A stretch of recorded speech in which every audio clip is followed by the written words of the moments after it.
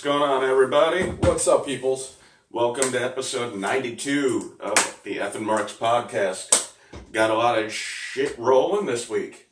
So yeah, I mean, not as eventful as last week, but nonetheless, we keep going and going and going and going because we're like the Energizer Bunny. That's right. Anyway, so I am your co-host, Bobby the Brainless. I'm Ja Rule. So let's get into it. I mean, we had a few exciting things happen this week. Well, I'll tell you right now, something happened this week, which would be in my running for a mark-out moment of the year. Right. I know that you've already basically said, it doesn't matter what the fuck happens the rest of this year, that nothing's going to top what happened right before WrestleMania. And I get that. It was such a great moment. Yeah. That moment that you keep, talking about how that was your mark-out moment of the week. And I said, you know what? Of the year, yeah. That's what I meant. Oh, yeah. Hey. 1 minute in. Boom. I'm back to my brainless self as usual. But I said, you know what, Jay? At some point, there could be something that happens this year, later on, after what we witnessed, that could be in contention. I mean, something of such magnitude that we could get. And you know what? We got one hell of a return. Maybe we'll make that a category for the Markout Awards, our third annual Markout Awards a little later on this year. Still, it's Daniel Bryan for me. Even more so than the dog splashing the cat. Well, that wasn't a return. No, but first of all, Daniel Bryan was there. Him being medically cleared is a mark-out moment of the year. A return is what we witnessed on Monday. Though. Yeah, but that's different. We were okay. What about Kane? Kane returned for like the 20th time this year. Great. You know what? Actually, you know what I liked about Kane coming back? Nobody knew dick about it. The last two times he came back, nobody heard a peep about it, and he just frickin' returned. I frickin' love it. I'm glad that there's still a few of those things that frickin' happen. I mean, kind of like when Chris Jericho returned at the Royal Rumble when nobody was expecting it. I think it was a few years ago when he came out number 3. Right. 2, because Dolph Ziggler came out right. 1, and then Jericho's fucking music hit, and that place fucking erupted. So, yeah, lots of good stuff going on this week. Plus, we have a big, this day in wrestling history. I mean, it's a tremendous day. Might have been the biggest thing to happen in wrestling. And we're not talking about Canadian Stampede that happened 21 years ago. Right. We're not talking about when Sting became the NWA champion against Ric Flair. We're not talking about how Great American Bash 20 years ago in a couple days, Goldberg defeated Hulk Hogan in front of 40,000 people on Monday Nitro in the Georgia Dome. Oh, that was still the biggest moment in Monday Nitro history. Absolutely. Close second, though, was Chris Jericho with the list of 1,004 holes. Right. Or when Kevin Nash speared Rey Mysterio right into the fucking side of the trailer. He threw him like a freaking long dart. A lawn dart. Only 2 people in that world can pull something. I mean, Braun Strowman could probably throw him like a lawn dart. He would have probably thrown him over the truck, but, Over the moon. Right. So. Well, since we got to do what we got to do, we got to do what we got to do. Right. We got to drink some Colt 45, damn it, because that's what Billy D. Williams says we should do. I've always heard about the power of Colt 45, but I was never sure exactly what that meant, so I got some. Found out for myself.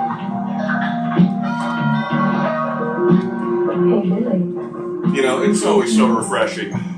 It's dynamite, too. It's so cold, what's it hit your lips? The dynamite taste of Colt 45. It works. It really sets us apart, I guess. Booty-O's! They make sure you ain't booty. Because it ain't just a podcast with its Colt 45. We got to have our Booty-O's cereal. And you know what? And we'll get into this a little bit, but New Day had an interesting segment this week, and I wish they did more with it, but that's okay. I understand that in the creative aspect of them building towards a story that I'm really not that upset about it, but I'm not. It's great. You know what story I'm very unexcited about? Roman Reigns and Bobby Lashley. Wait, hold on a second. Wait, hold on. Wait, hold on. I have the whiteboard of Wondertude here. Oh, great. I mean, it's right here. I'm excited about this. Okay, hold on. Let's see. No, that's not Roman Reigns. Wait, that could be part of that.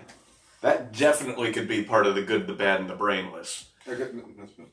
No, that's not. Yeah, not going to work here anymore. That's not Bob and Joe. Yeah, while you're sitting there going through your damn list, I'm going to sit here and I'm going to get the show rolling. Right. Hold on a second. You were talking about Bobby Lashley and Roman Reigns. I almost called him Samoa Joe. I mean, I would have been completely off if I did that. But no, I don't see it. No, it's not number 3 on this list. Maybe it's number 4. Maybe 4. Right. No. Hey. No. And maybe it's number 5. You know, the King Kong. The King Kong five of the list. Right. Yeah. No. Well, since it's here, might as well share with the peoples what is on the brainless board of Wondertude. Right. Is that what it's going to be called now? I think it's better. The brainless board of Wondertude. No, I don't think it's perfect. the brainless board of... Come on, that's perfect. You know what we're gonna do? We're gonna take it to poll. And we're gonna put it Guillermo. out there. Should we keep it to the name as the whiteboard of Wondertude, or should we call it the brainless board of Wondertude? But anyway, on the brainless board of Wondertude, aka the whiteboard of Wondertude, aka the most over thing on the podcast. Today we're going to discuss the good, the bad, and the brainless. I love the fact that that's now the number 1 spot on the board, so that's one less thing I have to erase. Right. You know what that means? Score 1 for the good guys. That's right. Number 2, we're going to talk about the GOAT returning this week. Which GOAT? We'll get into that. And spoiler alert, it could very well be my mark-out moment of the week. You mean you're good? I mean, I think more or less the good has taken over for the mark-out moment of the week. I can still have a mark-out moment of the week. All right. I mean, something good could be good. I mean, it doesn't have to be my mark-out moment of the week. My mark-out moment of the week is like, oh my God, yes! Sorry, that was my John Travolta.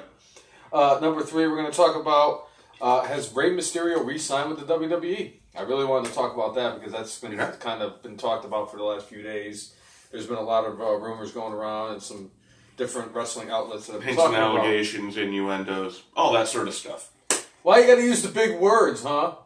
You gotta have that proper English language. Is it because you went to Bristol Central? Is it because of the fact that I went to Bristol Eastern? And the top thing I can come up with is... What? Yeah, exactly. Number 4, we're going to talk about other rumors that have been going around. Is Brock Lesnar actually going to be at SummerSlam this year?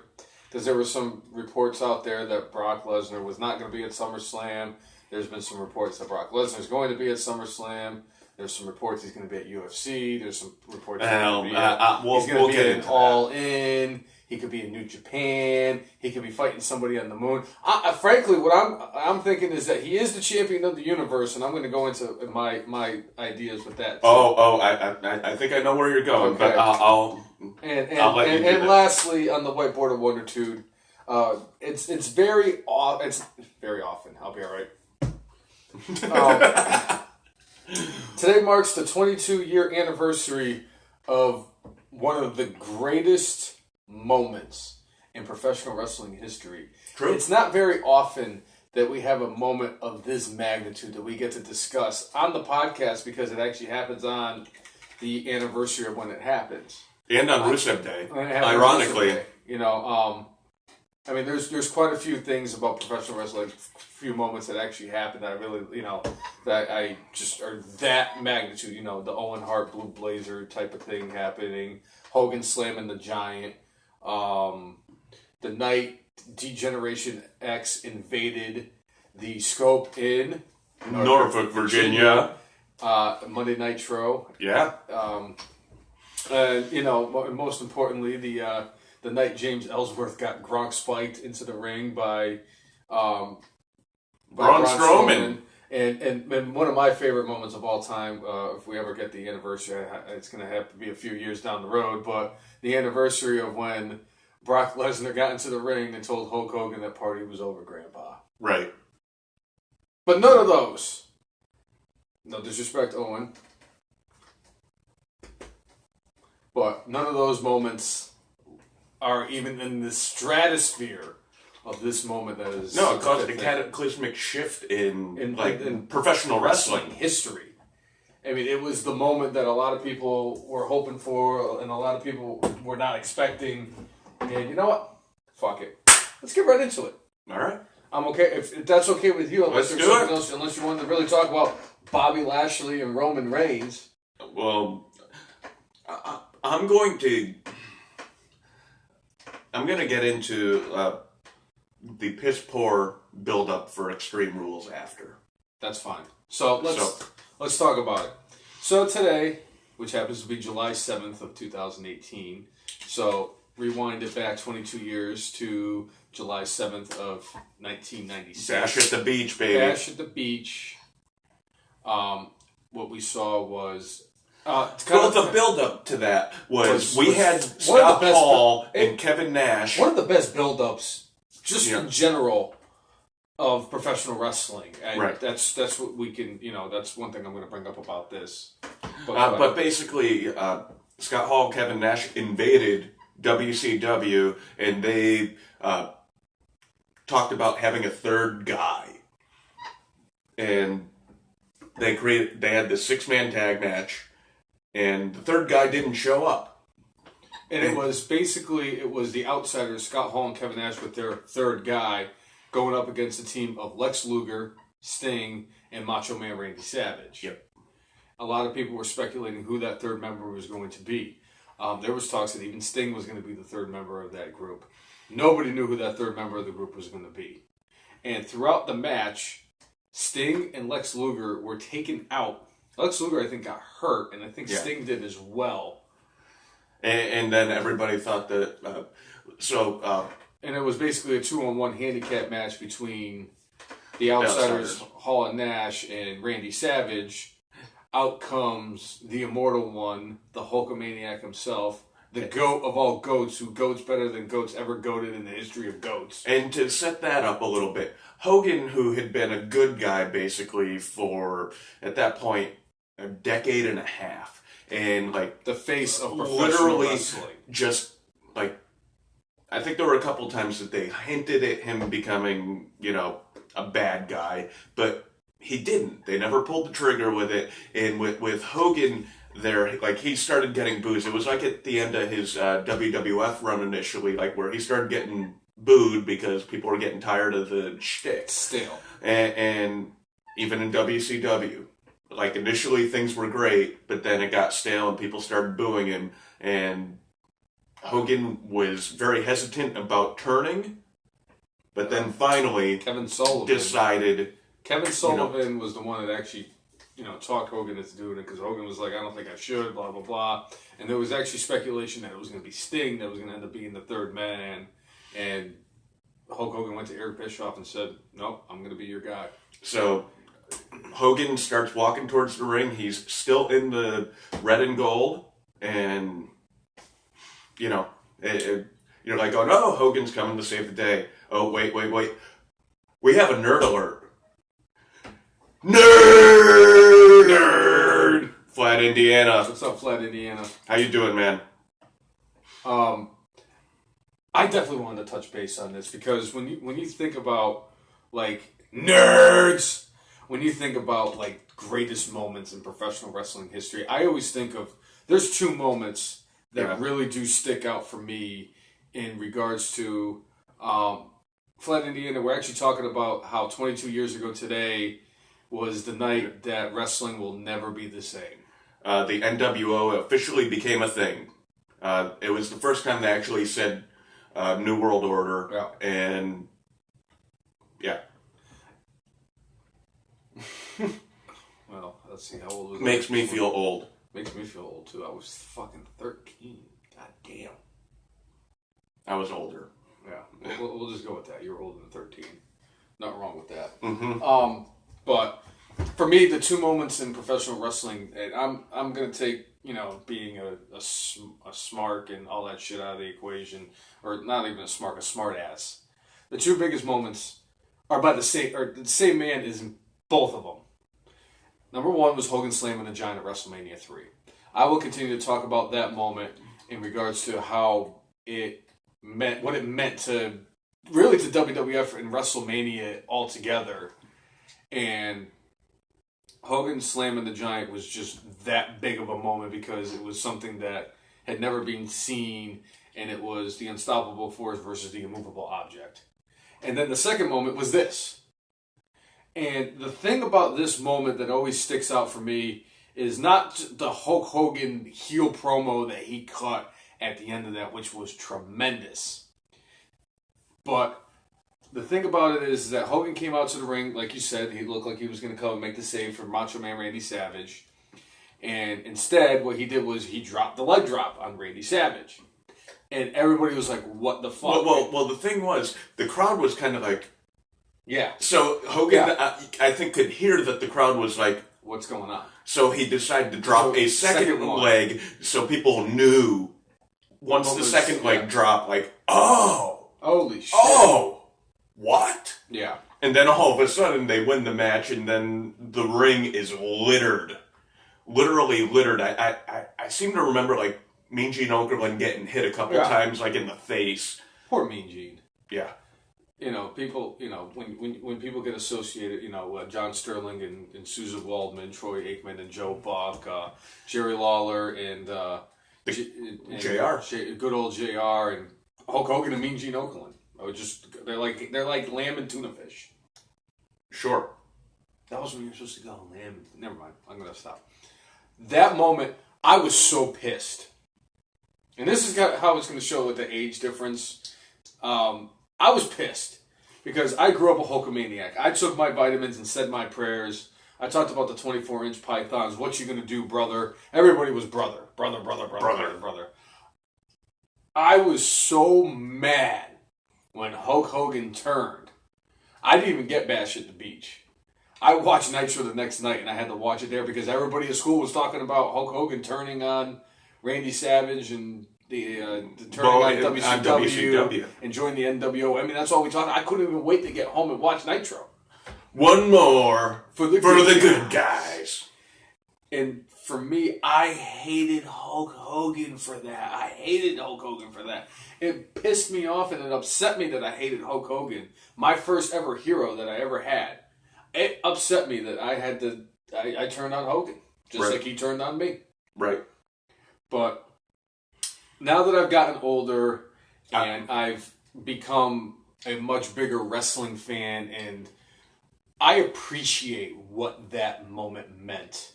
Because Hogan's even said that him turning heel and joining forces with Hall and Nash to create the NWO and the whole Hollywood Hogan persona, it really added a lot of years to his career. Like another decade. Easy. Yeah, easy. I mean, and see, on top, for me, when that happened, I was like, all right, it's about time, because I was old enough to kind of be sick of his shtick, and I always kind of like leaned heel anyway. Like, part of the reason why I liked the Warrior more than I liked Hogan is because he was nuts. Yeah. Like, right. Like, yeah, he was technically a face, but like, he kind of like... He was the guy that the people who were tired of Hulk Hogan could actually lean towards as their favorite wrestler, because Hogan was all about, like I said, the typical shtick that he used to do each and every week and talked about all that stuff.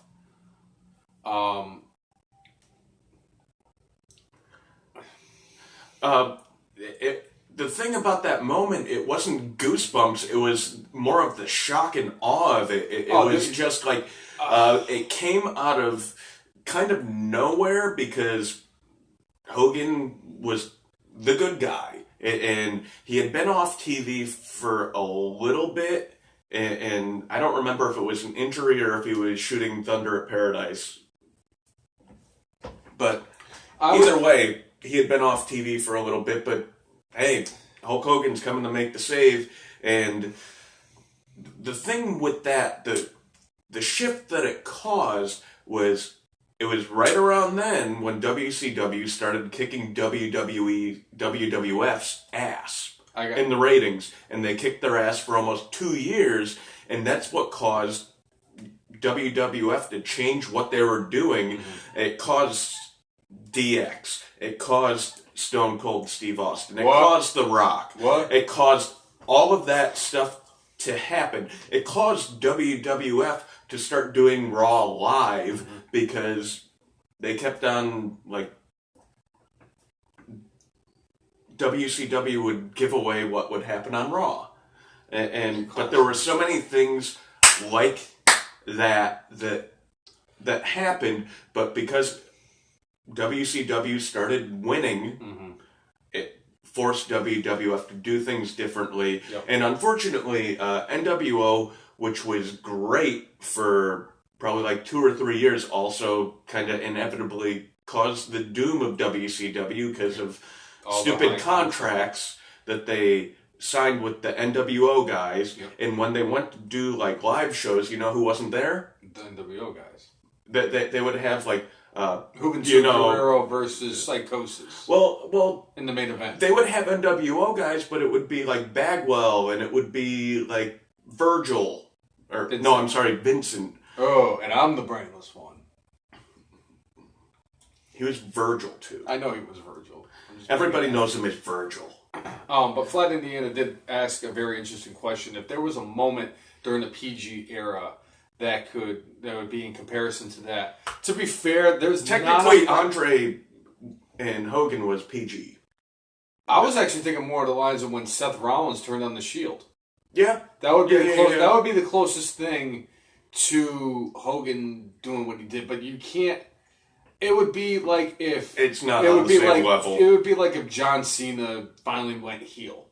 That's the best way to put it. Is if Cena had turned heel and joined forces with like Legacy, Legacy, or if he had joined forces with like Omega and like Cody Rhodes to form a faction that way. But yes, the closest thing that we've gotten to that during the PG era of WWE is when Seth Rollins turned on the Shield. I agree. That's the best way to put it. Yeah, nobody really saw it coming. Yeah. There's always a plan B. Yeah. Ah. Right.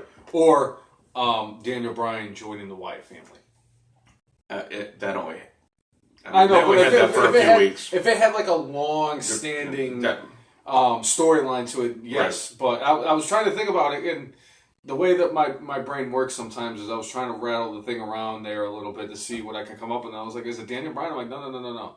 Yeah. It was the Shield. It was definitely Seth Rollins turning on the Shield. So, Flat Indiana, the thing about the Wyatt family with Daniel Bryan, that was supposed to last a lot longer than it did. Mm-hmm. What ended up happening is WWE finally realized what the hell they had with Daniel Bryan, and because CM Punk had left, and this, that, and the other thing, they're like, we need to turn this dude against the Wyatt family already. He was supposed to be with the Wyatt family, I think, through SummerSlam. Yeah. And they changed plans. I was at the show where he turned against the Wyatt family. Mm-hmm. Loudest I've ever heard a crowd. Any sporting event? Not any sporting event. Okay. Fair enough. Loudest WWE crowd I've ever been in. But, like, if you look back at that, I think it was a Raw. Mm-hmm. The camera is shaking. That whole building was shaking. I mean, those cameras are on, like, freaking concrete. Mm-hmm. That shit don't move.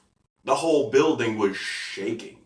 But, I mean, that was one of those things where, like, it's like, why do you even put him on the Wyatt family if, like, 3 weeks later you're going to have him not be in the Wyatt family? It didn't make a lot of sense, but, like, people were so behind Daniel Bryan that they were forced to switch plans for WrestleMania and forced to go with the guy that they should have gone with in the first place anyway. But that's neither here nor there. Correct.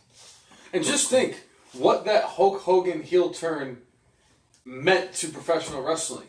Because if it wasn't for Hulk Hogan turning and joining forces with the NWO, we never would have gotten the finger poke of doom.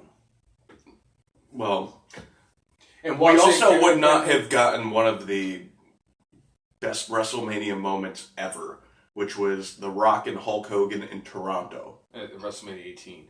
Yep. We also never would have gotten Goldberg beating Hollywood Hogan for the world title the way he did. 2 years later? Yeah. That crowd was bonkers. I mean, think of this. It was a Monday Nitro, and they had 40,000 people for a Monday Nitro. At the Georgia Dome for the Georgia boy, Bill Goldberg. It was one of the greatest moments in Monday Night War history. Now, it's kind of like a sidebar here for this, and I'm curious how you think about this. Has the state of Georgia put out bigger stars than any other state? Because if you think about it, the phenomenal AJ Styles. I was to say, the current WWE champion AJ Styles, and they have Bill Goldberg. I mean, to be fair, the state of Connecticut has Triple H. Well, technically he's from New Hampshire. But. Yes, but Vince McMahon's originally from North Carolina. Woo! So basically, Minnesota. Right. Ric Flair. Right. And obviously the man who's the GOAT. Mr. Perfect. Mr. Perfect. And his son. Curtis Axel. And let's not forget the GOAT himself, Arn Anderson. Ravishing Rick Rude. Okay, yeah, so Minnesota. Okay. Now, would you count Brock Lesnar as Minnesota because that's where he went to school? Yeah, it would have to be the state of Minnesota. Because Shelton Benjamin went there with him, too. Yeah, that's another GOAT. So, lots of goats from lots of states. Yes, and what does the state of Connecticut have? High taxes. Yard goats. And the Whalers. Greatest professional franchise in Connecticut history. But the state of Connecticut, Johnny Gargano, The Miz, Dolph Ziggler, the hell was that LeBron noise? James. The hell was that noise? Oh shit! I got a new match on Tinder. Oh, good for you. Yeah. Randy Savage. I think is Savage from Illinois. I thought he was. You just love taking your phone out and fucking around with your phone. But it is wrestling related, though. It is. Because I can actually say that the state of Connecticut has benefited the most when it comes to wrestlers who end up in the state of Connecticut, i.e. Triple H in Greenwich, Vince McMahon in Greenwich. Bob Backlund actually ran for state senate out of the horrible state representative. Yeah, out of the horrible state of Kanakake. Right. Oh, Columbus, Ohio. Thanks, Flat Indiana. Yep, there it is, Columbus, Ohio. Now, if you're born there, does that mean you're from there? Yeah, trivia question. What was Randy Savage's middle name? I'll give you a hint. It's the same name as one of the greatest video game characters of all time. Mario? Yep. Nice. This wasn't Sonic. Where was Miss Elizabeth from? Because she was right there. Oh, Miss Elizabeth was from Frankfort, Kentucky. Right. All right, let's go. Where was Lex Luger from? Well, they billed him from Chicago. I don't think he actually lived in Chicago, but that's where he was billed from. CM Punk was from Chicago. Right. So anyway. Go ahead. I apologize. No. Let's get back on topic here. So again, 22 years ago today, one of the greatest moments in professional wrestling history, which basically led to the Monday Night Wars that occurred between WCW and WWF, which has led to some of the greatest moments, like you said, The Rock and Hulk Hogan at Vincent Kennedy McMahon. It led to, like you said, it was basically Hogan joining forces with the NWO led to the Attitude Era of WWF, which is, in my opinion, the greatest era in WWF history. Character-wise, yes. Wrestling-wise, we are in the greatest era of WWE. Wrestling-wise. But Hogan joining the NWO gave us so many goats. Right. Think about this. The Undertaker. The Undertaker was already established by then, but we got Stone Cold Steve Austin, who is a GOAT. Right. You got a Rock, who's the GOAT. Triple H became Triple H. He's a GOAT. You had Mick Foley, who is already a solid performer, but went to the next level. And the man who basically... By the way, 20 years ago, about a couple weeks ago, was the 20th anniversary of King of the Ring, where he took a dive off the Hell in the Cell. Oh, God, yes. Yeah. I wonder how close we are to the moment when he became WWF champion. We'll look it up later. Basically, the night that shifted the power structure of the Monday Night Wars, because they said that Foley won the title, which is, in my opinion, is in that class with Hogan Slim and the Giant and Hogan joining the NWO. Foley winning the title, and the night Y2J became a thing. I really have to think about that. I'm gonna, maybe next month when we have like those gaps between pay-per-views and everything, I'm going to put together a list of the 10 greatest moments, brainless moments of professional wrestling. And maybe you can come up with a list of like what you think was the 10 greatest moments in professional wrestling history. Is Hogan and the Giant number one for you? Maybe. Was it probably was it Lights Out Meatball? It probably was not, but New Jack, he likes stabbing people, doesn't he? Oh yeah. So anyway, the Nexus. Nexus was good. Oh, that's another thing. All my love slaves out there, Thunder Lips is here. In the flesh, baby. Oh my God. The ultimate male versus the ultimate meatball. And without that, we don't have Hulkamania. Yep, absolutely. Still, to this day, the greatest performance by any human being in any movie in the history of cinema. Let's be honest. Tommy Wiseau in the room was better. No, it wasn't. Come on. Oh, hi, Mark. Oh, hi, Mark. That's like the greatest thing ever. It's... Woo! Look. I'm a huge CM Punk mark, okay? I'm a huge fan of CM Punk. CM Punk was a guy, and that was actually discussed. I actually wanted to discuss that a little bit because they are going to put the whole the trial between him and Dr. Amann, and it's going to be discussed on the WWE Network. And Bret Hart actually came out this week.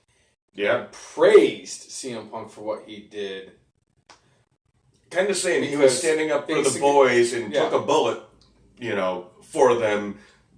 Because he was like, CM Punk was like, this is a bunch of bullshit what I'm going through. I'm working my ass off and these other fucking dudes are taking the main event spots. And why am I not getting that spot? I'm on the road every day and these guys show up.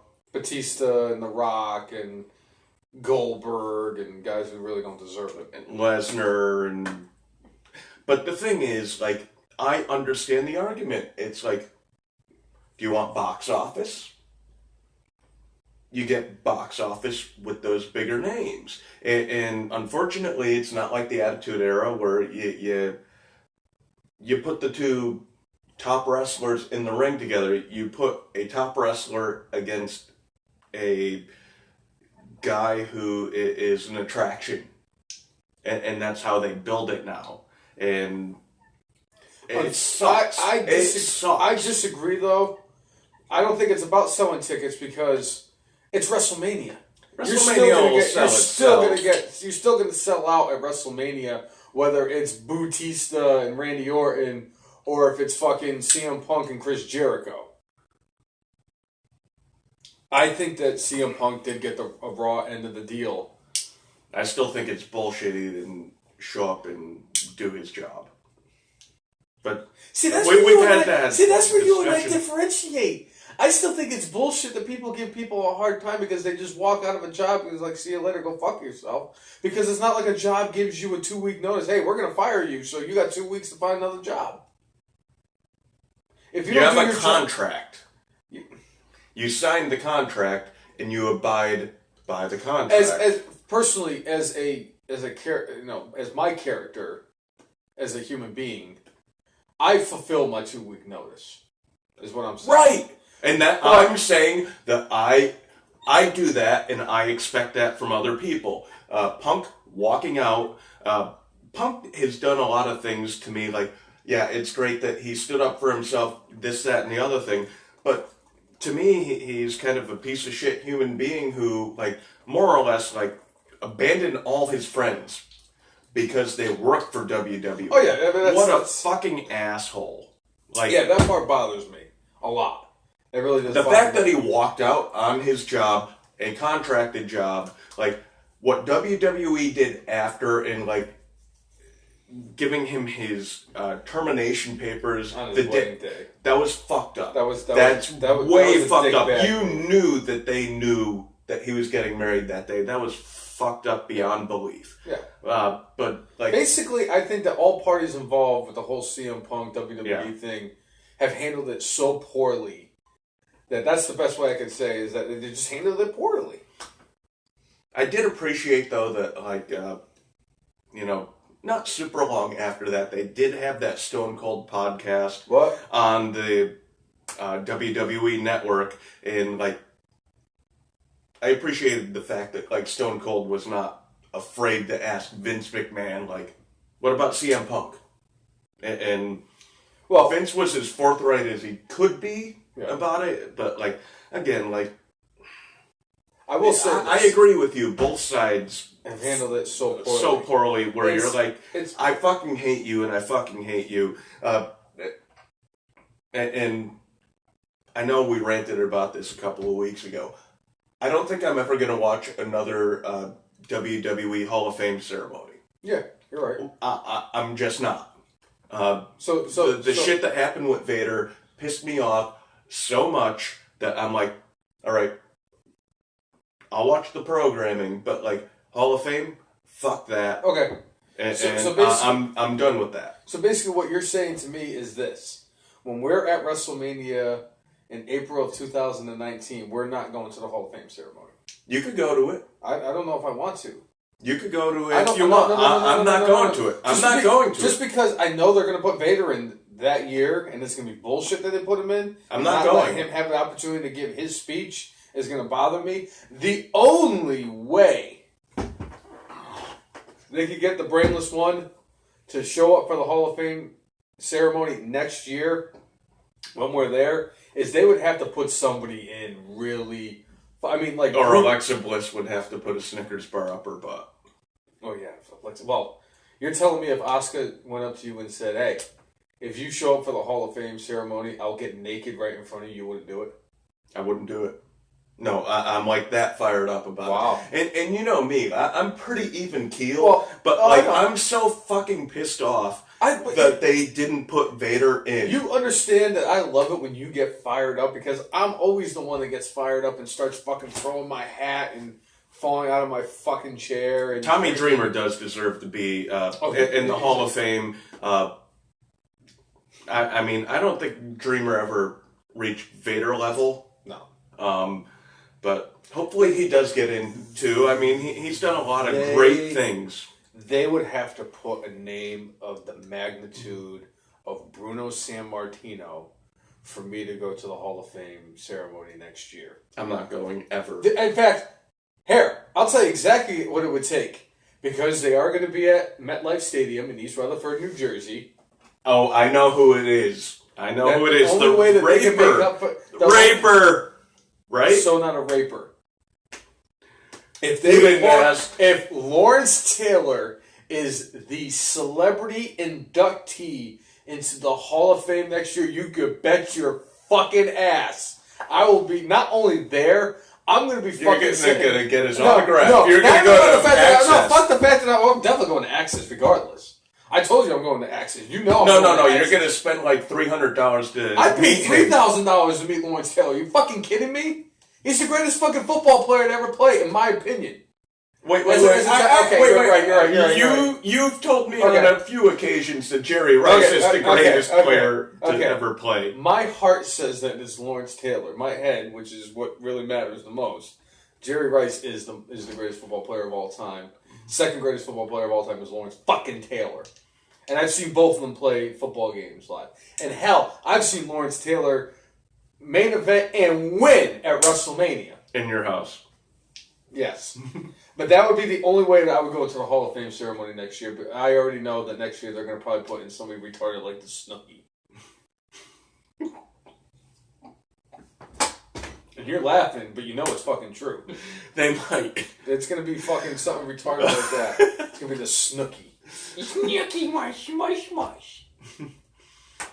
It's going to be fucking retarded. And then, you know what? I won't even go. If Snooki is the... What if both Snooki and LT are going in? I would go. If Lawrence Taylor could go in with fucking X-Pac and I would still go. Lawrence Taylor could go in. What if he goes in with the girl that he banged? It would be the 15-year-old. They could have a Hall of Fame class of like the headliner being like JBL and the fucking and the supporting cast is fucking X-Pac and the Great Khali and fucking any other retard that they've ever had that I've hated. And Duke Lawrence Josie. Taylor, I would still. If they put Duke Josie in, you know goddamn well I'd be at that one too. Because I would be the only person cheering for Duke Josie to be in the Hall of Fame. What a piece of trash.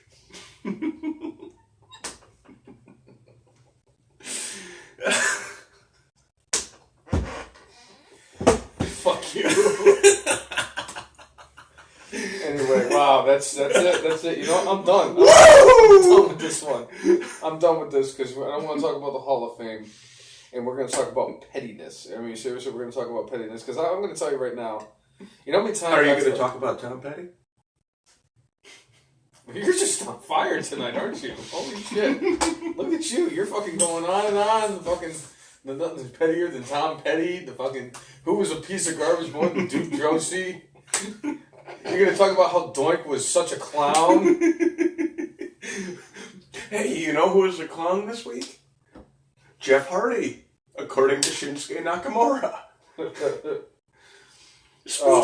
Speaking of Jeff Hardy, like, he had the open challenge this week on SmackDown. Miz came out, answered the challenge. Like, both those dudes are good, solid professionals in the ring. Dude. Props. That was not a good match. They were completely out of sync with each other. Like, nothing looked crisp. It was just, like, off. I blame Jeff Harvey. It could be. No, it's not. It could be. It's Jeff Harvey. You don't stick Jeff Harvey in the ring with a fucking goat and expect the goat to not have a goat performance. Right. But their match was not very good. I mean, Hardy came out and was it good and terrible? It wasn't. Like good and terrible means like you're so bad you're good. Like it was just. Damn, that boy can sing. You must be crazy. You must be crazy. It just. Yeah, that boy is good. Good and terrible. Yeah. Wait a minute. Hold on. First of all, Randy Watson was not good. He was just terrible. Randy Watson was good and terrible. Yes. He was so bad that he was good. This match was just bad. It was middling bad. It wasn't great. No, and as both of them are better than that. For somebody who's a huge Miz mark as I am, even I can say that match was not as good. They both had better matches against people. It's almost like we've seen bad both chemistry. of them have some of the greatest matches. I mean, if you think about it, Jeff against Randy Orton. Those matches. Jeff versus CM Punk. Yeah. Like we were just talking about. Oh, CM Punk. yeah. Those were fantastic at the end of Jeff's initial or last run at WWF when he was the champion. Even when Jeff Hardy was going up against Matt Hardy 2.0, who couldn't fucking wrestle his way out of a wet paper bag. Right. Yep. Exactly. And The Miz, I mean, shit, him and Dolph Ziggler was incredible. I mean, they had incredible matches. The Miz and Dean Ambrose was a great match. The Miz and Seth Rollins have had great matches. The Miz And here's the thing: Miz used to not be a great performer. No, not at now all. he is a. I consider him a great performer. He's leaps and bounds ahead of how he used to be as an in-ring performer. Because at first, He was passable. when the Miz was first, like when he got that main event shot and he was main eventing WrestleMania 27 with John Cena, He was passable. I said, you know what? The character is fantastic. Yeah. I'm not sold on how he is as an in-ring performer. Now, Yeah. he's a little, like, there's still, like, that part of me, like, from when he was who he was before, where I'm just like, you know, I got that inkling in me, and that says a lot, considering it is me, and I do have a slight hard-on for the fucking Miz and everything, but there's still that thought in the back of my mind that says that the Miz is still that guy. He is the ultimate chicken shit heel. He really is. He just doesn't. There's just something about him where I just can't get over it, and it bothers me that I say that because he is one of the best. Like talking wise, he's a pure heel too. He's a pure heel. He is fantastic on the microphone. There's not too many guys in WWE right now that are better on the microphone than he is, and that is a gift to have that. Speaking of, like, not to get it off the rails, but, like, if you have not seen the Raw 25 little documentary that they have on WWE Network, there's a great spot with Miz where Miz wins the Intercontinental title, and then he goes from Barclays Center, and they send him to the Manhattan Center. And he talks about how, like, literally he got there, they didn't tell him what he was doing, they just said, go out there and have fun. And he cut this freaking awesome promo. And, I fucking love the guy. And the crowd, like, actually got behind him, and, like, Miz was kind of like going, yeah, the crowd was really behind me. I think they were more behind the fact that Roman Reigns got beat than they were the Miz personally. But, like, I thought the promo itself was awesome in the fact that, like, he wanted to talk about how great the Intercontinental title is. And right now, because of how the Universal Champion is booked, or lack thereof being booked, the Intercontinental title is now a thing. It's not the piece of shit that it was a few years ago. Now they've had a couple of times where they've had the Intercontinental Champion lose in non-title matches, which still fucking pisses me off beyond belief. But at least now that title is not a joke. U.S. title, I'm not going to say is a joke right now, but it's not on the same level as the IC strap. And I think that with the Intercontinental title gaining its reputation back, like it was back in the days of when Roddy Piper and Mr. Perfect and Bret Honky Hart, Tonk Man were the guys who were goats. basically holding the Intercontinental title. I think with The Miz, Dean Ambrose, and Dolph Ziggler really redefined that championship. Seth Rollins. Even though it was a short. Speaking of which, I'm gonna just spoiler alert. This is my good. We now have a 30-minute Ironman match with Seth Rollins and Dolph Ziggler at Extreme Rules. This is one of the few things that they've actually built up that I'm excited about, because the storyline they've built is good. The match, I know, is going to be fucking amazing because the two matches they've had... They are the two of the best in-ring performers. Yeah.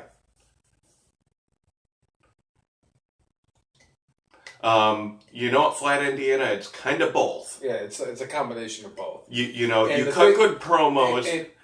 And you have good matches, but you also have to have a strong character. If you don't have a strong character, people don't get behind, then all bets are off. I mean, Dean Ambrose had the U.S. title for how long? Mm-hmm. And he actually defended the title how many times? Like 6. And it was kind of a joke. Yeah. Like, they talked about it, longest reigning U.S. champion. Well, if you don't defend the title that much, which is and funny, you lose a bunch of non-title matches... Yep. That's the difference between him and Brock Brock Lesnar. Kind of like when Cody Rhodes had the Intercontinental title back a few years ago, around the time when him and the Big Show were feuding for the Intercontinental title, which was still one of the dumbest fucking feuds ever, but we won't get into that. Which is funny that we say that about Dean Ambrose in the U.S. title, yet Dean Ambrose is kind of one of the main cogs as to why the Intercontinental Championship has redefined itself as being a legitimate championship for WWE, because it was him and The Miz, and it was him and Ziggler and The Miz. Those three guys really rebuilt that title to where it's gotten back to. Miz was the main cog, he was absolutely. But there were a lot of... He is definitely going to go down as one of the greatest Intercontinental Champions of all time, if not the greatest Intercontinental Champion of all time. And that's not an indictment on him. Because no, it's not an indictment on everybody else. No, that's just how awesome he's been. I'm just saying, The Miz going down as the greatest Intercontinental Champion of all time is a prestigious honor, because you always want to be... What gets remembered? A guy who just randomly wins it? No.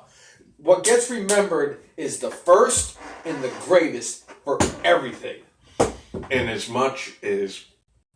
I know you appreciate this... Curtis Axel was an Intercontinental Champion. He was an Intercontinental Champion. He's a Hall of Famer in my book, too. But...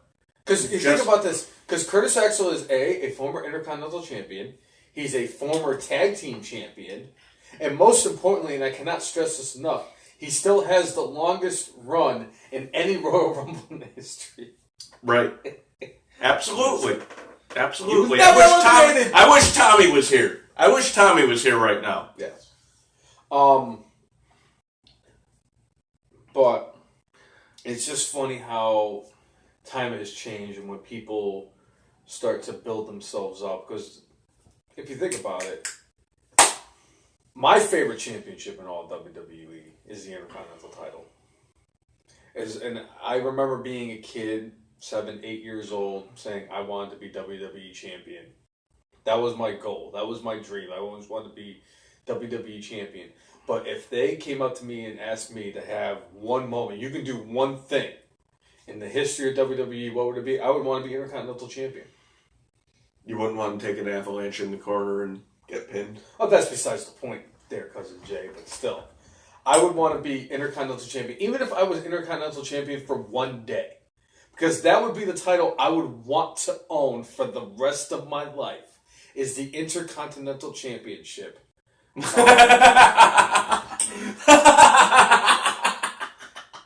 It's either that or it's either that. Flat Indiana, that's freaking awesome. It's either that. Vince McMahon hates people who freaking sneeze. It's either that or because he can't fucking control it, baby. It's either that or throw a cucumber at the Undertaker. You know what? You're gonna think this is crazy. No, I'm sure. You know what title I would love to have from WWE? It's not active right now. Oh. The hardcore title? I want to be the hardcore champion. There's nothing wrong with that. I would want to be Intercontinental Champion just because they'd be like, you could have won any title in the WWE and you want to be Intercontinental Champion. They would go to me and they're like, why? I would go, well, let's think about all the people who have held the Intercontinental title. Right. Bret the Hitman Hart. Shawn Michaels. Scott Hall, a.k.a. Razor Ramon. Roddy Piper. Mr. Perfect. The Honky Tonk Man. The Ultimate Warrior. The Ultimate Warrior. Triple H. The Rock. I think Stone Cold Steve Austin. Remember, The Rock got the Intercontinental title because Stone Cold threw it into the Mississippi River. Yep. Randy Savage. The GOAT. Goldust. Right. I think Ravishing Rick Rude even held the Intercontinental title. No? You think? He definitely... WrestleMania 5! Yes, you're right. WrestleMania 5! No, we're not going to talk about WrestleMania 5 because that was one of the 5... Brother Love with Morton Downey Jr. and Roddy Piper. Oh, God, yes. The Mega Powers explode. Yep, you're right. There were some good moments of WrestleMania 5. You had the freaking, Strike Force. The Blue Blazer wrestled at WrestleMania against 5. Mr. Perfect. You're right. And that's a GOAT who's a former Intercontinental Champion. There were a lot of good things about WrestleMania 5. Also, WWE Hall of Famer and President of the United States, Donald Trump, hosted WrestleMania 5, his second WrestleMania in a row. Yes, he did. Well deserving of a Hall of Fame induction, by the way. True. Like, if he got inducted when we were there, I would definitely go. Because my president is being inducted into the WWE Hall of Fame.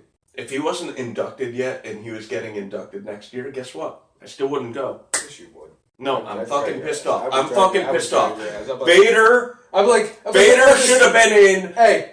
10 years ago. Just think about this. 10 years ago. Just think about this, though. It's Jay. fucking bullshit. Think about this. They knew he was gonna die, and they didn't put him in the fucking Hall of Fame. Time out, Jay. It's fucking bullshit. Because think, it's fucking bullshit, man. If he wasn't already in, and he was getting inducted when we were there.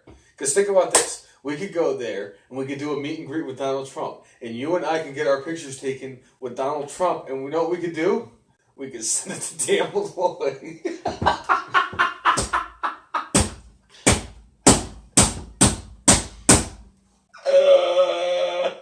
I'm glad I the don't live in 50th best fucking governor of all time! No, you're right. No. The most. No, you're right. You're right. You're right. That would mean he's actually a good governor. He is the 50th best governor right now. Right now, of all 50 states, right now. He's the best governor. 50th. He's not in the top 50 all time. No, you're right. He is at the bottom of the list. He is the ass end of the fucking donkey. Hey. He sucks. He's terrible. I'm glad I lived out. I'm glad I moved out of that state when Jody Rell was still governor. Hey, you know what? I'm still going to say this. I'm glad that he was governor of the state of Connecticut when I was still living up there. Because if it now you know how good it is. Hold on. You know how good it is now. Because he fucking sucked. Because if it wasn't for Dan Malloy, I would probably still be living in Connecticut. What a piece of garbage. Piece of garbage. But you got your hat. Well, hey, so that means you're paying Connecticut taxes, baby. I'm not going to listen to me. I'm not going to have a problem with my... I'm not going to stop rooting for a college basketball program. I'm not either. Because of the fact that the governor is a fucking douche wrinkle. He is. Who can't... I'm going to raise taxes and... You know what? As a resident, and we're going to go a little off topic, and I'm okay with this right now because you know what? I got a really solid buzz going right now because I drank my 40 in like 42 minutes, which is incredible.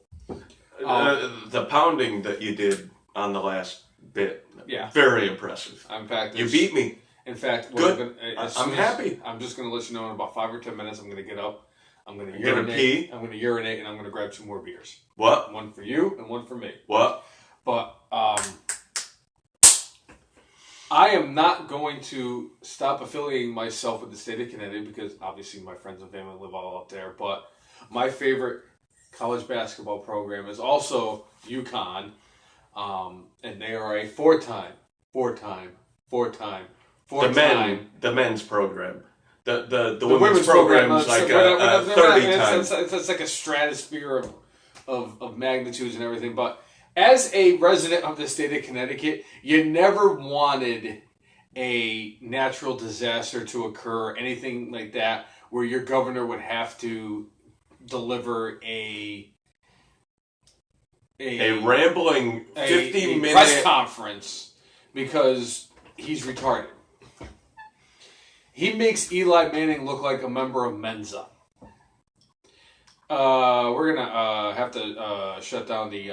Just when I think you couldn't possibly be any dumber, you go and do something like this. Oh, fuck you! I want that goddamn, and you totally redeemed yourself. I fucking deserve it for that one. Are you fucking kidding me? That's not for you. That's for Dan. Oh! But you never want a natural disaster to happen in the state of Connecticut. Like if there was a blizzard. Not only that, he's a very intelligent man. Now I know he. Would you settle down for 1 second? I know he comes out. Since you played that bit, just in case anybody is wondering why I refer to myself as Bobby the Brainless, it's not because of the fact that I'm actually stupid, because I'm really not stupid. If I was stupid, I wouldn't be able to continuously do a podcast about wrestling for 92 consecutive episodes and still come up with material each and every week.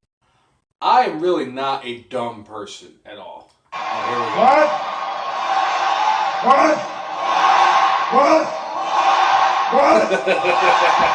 go. What's Larry talking about? He said Bobby's weekly rant on Dan Malloy. Yeah, Flat Indiana. We're up to 92 episodes, and something is supposed to happen by the 100th episode. I'm not going to bring it up exactly, and I'm hoping it happens. I'm hoping it happens. And you know what? In like 2 weeks, it's going to be our 2-year anniversary. And I'm going to go to Total Wine, and I'm going to get a very, very, very, very special beer. We will bring. Occasion. You know, we'll get New Jack. I would love to get New Jack on that. And we're not going to show the parts of New Jack that violated Terry Runnels. But anyway, because you know consequences could be dire. But it's funny that you played that soundbite of Bobby the Brain Heenan. Because to me, when it comes to wrestling personalities, Bobby Heenan is leaps and bounds above everybody else. And I even called above myself, Vincent Kennedy McMahon. Yes, even above Vincent Kennedy McMahon. And I actually pay homage to Bobby Heenan. Right? So yeah, Larry, I don't even want to get started on my own intelligence because I'm sure it's not that great. Because I went to Precision. It's not too terribly bad. I think it's more of your work level. Right. But anyway, I pay homage to Bobby Heenan as the reason why I am known as Bobby the Brainless, because obviously we're both named Robert, and he was Bobby the Brain Heenan, and he is a GOAT. Right. He is a GOAT too, by the way. You know he is the GOAT. He is the GOAT in professional wrestling. And that's my way of paying homage to Bobby Heenan by calling myself Bobby the Brainless and just kind of like flipping that to its core the way I did. And that's why I am Bobby the Brainless. But since we were talking about the championships and how the Intercontinental title has become the most relevant championship on Monday Night Raw. You know who I think would be a great champion for the Intercontinental title? He's currently the North American champion. Adam Cole, baby! Oh, good. I'm glad you're finally back on that bandwagon because you were like, Adam Cole's nothing more than a fucking cruiserweight. And I was like, no, Adam Cole is too big of a star. Because you know why? Because he is more over than anybody on the fucking active roster right now who isn't Daniel Bryan. I would say no. Erroneous. You can be erroneous all you want. I'm going to say erroneous because Seth Rollins is more over than he is. I don't know about that. I think they're on par with each other. NXT is just... Adam Cole, if you get him in Chicago, Philadelphia, New York, probably Providence, and a few other cities, New York, Sacramento, will be probably on the same level as Seth Rollins. Seth Rollins is more over across the globe than Adam Cole, baby! What's your opinion? Okay, I'll include Japan. But I think Seth Rollins overall. Anyway, since the Intercontinental Championship is the most relevant title on Monday Night Raw right now, because the Universal Champion, I have my theory on that. You know, a lot of people are giving Brock Lesnar a hard time because he doesn't show up on Monday Night Raw. That's what she said. To defend his Universal Championship against the roster like he's supposed to. Did anybody actually think that it's not because he gets paid by appearance and he just shows up whenever the fuck he feels like? Do you ever think that maybe the reason we don't see Brock Lesnar as the... What? They're doing it on purpose. Do you think that maybe the reason we don't see Brock Lesnar on a week-to-week basis on WWE TV is because he's actually out there in the universe defending the Universal title against like other beings from other planets. I mean, all we know is that this Sunday it could be freaking Brock Lesnar versus the Hulk against it could be the Hulk. I mean, Thor. He could be a fucking Jupiter fighting the Jupiterian for the Great Khali, maybe in a Universal Punjabi title. prison match. You don't know this. We don't know what the fuck he's doing. He could be on another planet. He could be fighting on Neptune right now. You know against King Neptune. You know who I think he's going against right now? Thanos. Yep. Brock Lesnar could beat Thanos. I don't know. Jay. With the Infinity Stones, literally he could just say, Ja Rule. I'm done. I'm fucking done. I'm fucking done. I'm going to finger snap you to doom. Right? When I tell people that if I'm walking down a dark alleyway and at one end I'm looking at Thanos, Michael Myers, Freddy Krueger, and Jason Voorhees, and I turn around and I go to walk out the other way, and there's fucking Brock Lesnar, and I take my chances with Freddy, Jason, and Michael Myers, I mean that. Because I think I would have more of a fighting chance. Because a man with two hands has a fighting chance against those two, or those three monsters, as long as it's not Brock Lesnar. And right. I have to pee. I apologize. I'll be right back. Tear it over. I gotta go pee. I gotta pay. So, for the folks out there tuning in for the first time, make sure you like us on Facebook. Jesus Christ, you Brandon. Twitter. Retard. I killed YouTube. I killed Bret Hart. You killed Bret Hart. You motherfucker. I feel like Vince Russo one of the right goats. Anyway, we are at the FN Marks on all social media platforms. But you know, with WWE this week, like they've certainly done a few things where like Extreme Rules has really like it's supposed to be about being extreme. They've only hinted at a couple of things in their build-up right now that are extreme. So during SmackDown Live, we had the New Day in like a pancake eating contest for the 4th of July. It was on the 3rd of July, but like they start, shoving pancakes down their mouth, and Sanity comes out. Great. I want to see Sanity against New Day. What ended up happening here is we had Eric Young giving a elbow to I think it was Xavier Woods through a table. Obviously, Extreme Rules, we're going to get Sanity versus the New Day, and it's going to be a tables match. But if you look at all the other matches that they have set up for Extreme Rules, what fucking match deserves to be an Extreme Rules match?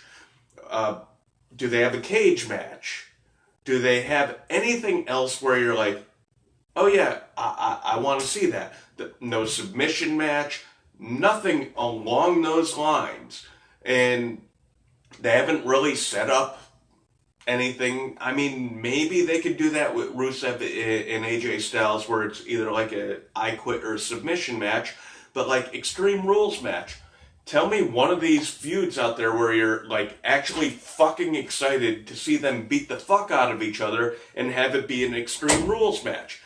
Bobby Lashley against Roman Reigns? I don't give a fucking fuck what kind of match they have. The build-up for this feud has been shitty, but again, all of these build-ups have had nothing to do with being extreme. They have just had everything to do with like going, oh, well, we need a match for Extreme Rules. They've done a fucking shitty job of setting up a pay-per-view that is themed extreme.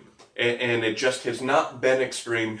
Like I said, while you were gone, the only thing that I've seen that they've actually set up to be quote-unquote extreme, Sanity against New Day in a tables match. Everything else that they've set up on the card is just a fucking match. It's fucking Extreme Rules. People are supposed to beat the fuck out of each other. It's supposed to be a blood feud, and I don't see a lot of them. I'm excited to see AJ Styles and Rusev, but it's not... There's nothing in that really is set up where I'm like, wait, they really need to kill each other here. I think that ultimately, at the end of the day, both women's matches are going to end up having some kind of an extreme stipulation added to them. At least one of them, if not both of them, are going to have that extreme stipulation to them. I don't know if we're going to get Styles versus Rusev. It might be a submission match. It might be a submission match because they both are submission specialists. I mean, he did put the accolade on AJ Styles, and like AJ just was out after that. But like, again, like they have not done a good job of setting up these as extreme matches. Like the Ironman match, I guess, is extreme. I'm excited for the Ironman match, but like it's extreme fucking rules. This is when you're supposed to beat the fuck out of somebody. Maybe instead of getting like some kind of a tables match, because I heard you saying that about the New Day and Sanity in the tables match. Maybe we'll get pancakes on a pole match. Right. But think about this. Team Hell No. Hell yes. They ended up beating the Usos this week, and they're going against the Bludgeon Brothers. What extreme match should they have with the Bludgeon Brothers? Because literally they have not built it up to be anything beside just a wrestling match. They've done nothing to build it up to be anything beside that. And like, I don't mind that they built it up as this, but if you're talking about the theme of the pay-per-view, they have not done a good job of building up the fucking theme. 100% It's fucking shit. I'm excited for some of the matches, but like, don't call it fucking Extreme Rules. Maybe instead of they doing them Extreme Rules for this, maybe they should have brought back another name for a pay-per-view for this. Instead of Extreme Rules, they could have given us Great Balls of Fire. You shake my nerves and you rattle my brain. Then you could bring your song back. I could. Right. So anyway, I know. I'm not upset about a lot of the matches. I'm just upset the matches about the are fact fantastic they're calling in it Extreme Rules, and they haven't built it towards an Extreme Rules in any way, shape, or form. Right. They have an Ironman match, a 30-minute Ironman match for you. And I'm not going to be disappointed in the freaking slightest by that. I'm not going to be disappointed by that match at all. I apologize because I actually worked a full day today, and I'm just... The fucking dude put it in. He put it in a fucking full day. He fucking pounded his 40, and now we're drinking another beer. What? And I drank beforehand too. How about that? I had a beer before the show. What? And I drank my 40, and I'm gonna have this, and I'm gonna get a special edition beers for our 2-year anniversary. Right. And I'm gonna get a special edition beers for our 100th episode of the FM Marks podcast, which will happen 8 episodes from now. The 2-year anniversary will actually happen in 2 weeks. Right. I haven't decided yet whether or not I'm going to dress up like Roman Reigns for the 2-year anniversary of the 100th episode. Right. Or that other thing that you talked about. Don't worry about that. That's going to actually happen. At worst case scenario, you and I will be wearing T-shirts that say what they're supposed to say. Yeah, good. Spoiler alert. Right. I've been drinking. Right. So anyway, for those tuning in, if you're tuning in for the first time, we'd love to hear where you're tuning in from. So just send us a comment. If you have any thoughts, just send them our way, man. Or as my my 6th grade reading teacher used to say, questions, concerns, considerations, alterations. Right. The other word was, none of the above. Right. Fuck you, Dick. His name was Richard. Right. So we used to call him Dick. So anyway. Yeah. Extreme Rules not being very extreme so far. As I like to put it, they're being mildly extreme. I do think that Alexa Bliss and Nia is going to have some kind of special stipulation to it because that's the only way that's going to sell on that. It's gonna. You know what I think it's gonna be? It's gonna be like freaking James Ellsworth in like a shark cage. How would James Ellsworth be in a shark cage for a Nia Jax Ellis match? Right. Maybe it's Ronda Rousey in a pole match. I got a pole for Ronda Rousey. Right. So bad my mother's not watching at this very moment. Yeah. My brain's my brain Jesus circuited Christ. there.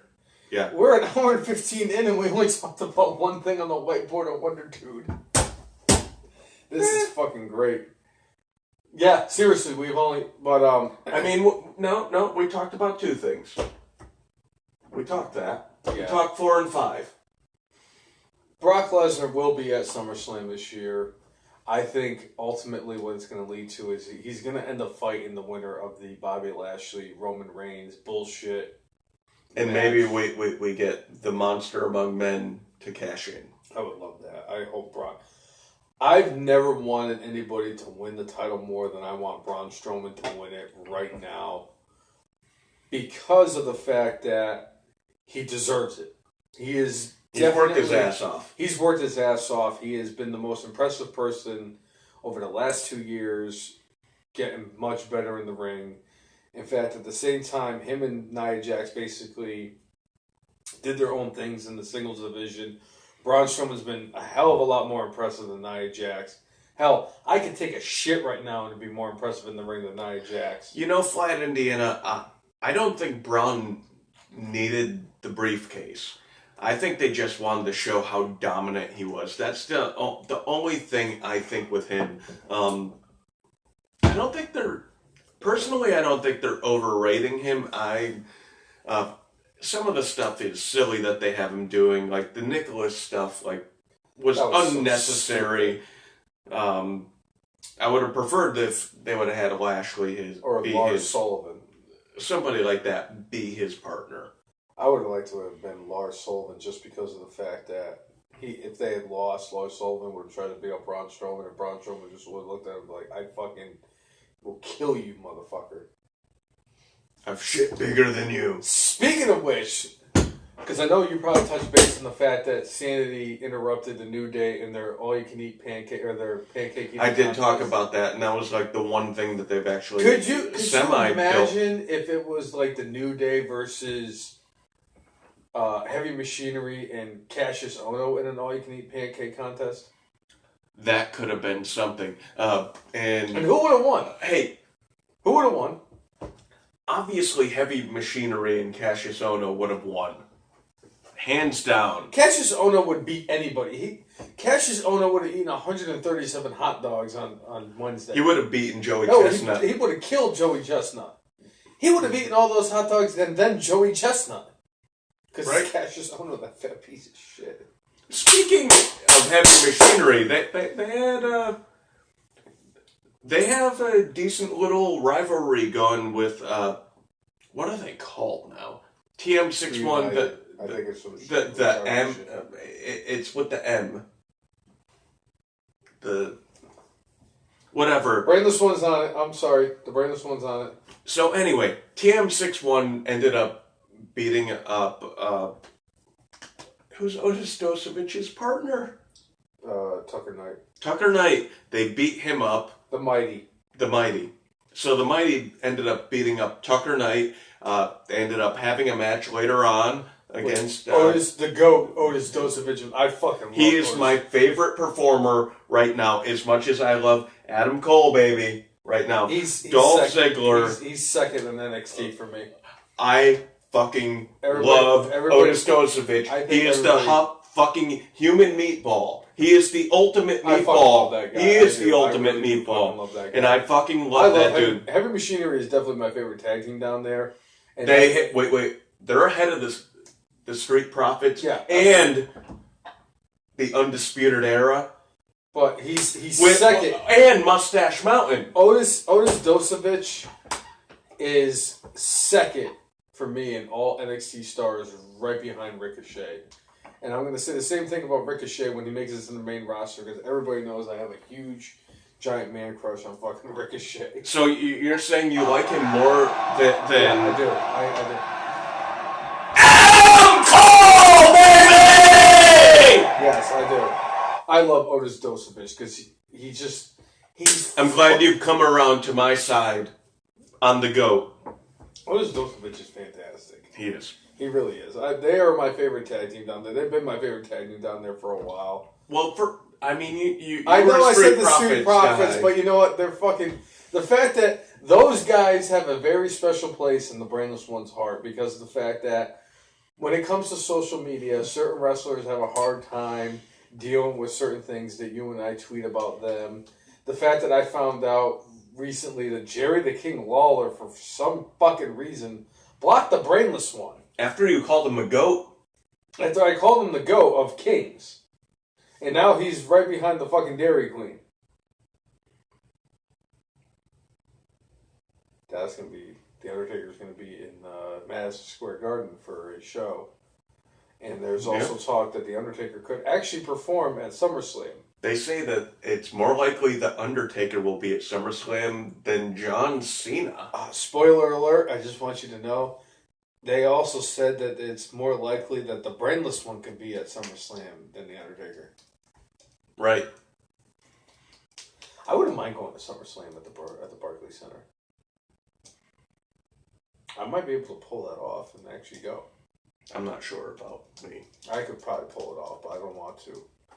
Because I got to go to a wedding that follows. Oh, shit! Never mind. I'm going to keep that to myself. Right. I still want to go to WrestleMania more than anything else. WrestleMania is on my fucking docket. And if there was going to be another major pay-per-view I was going to go to that wasn't WrestleMania, it would be fucking Royal Rumble. I am going back and forth right now with myself. What do I want to go to more? WrestleMania or the Cruise of Jericho? I really would like to. Because I think I need to pick one.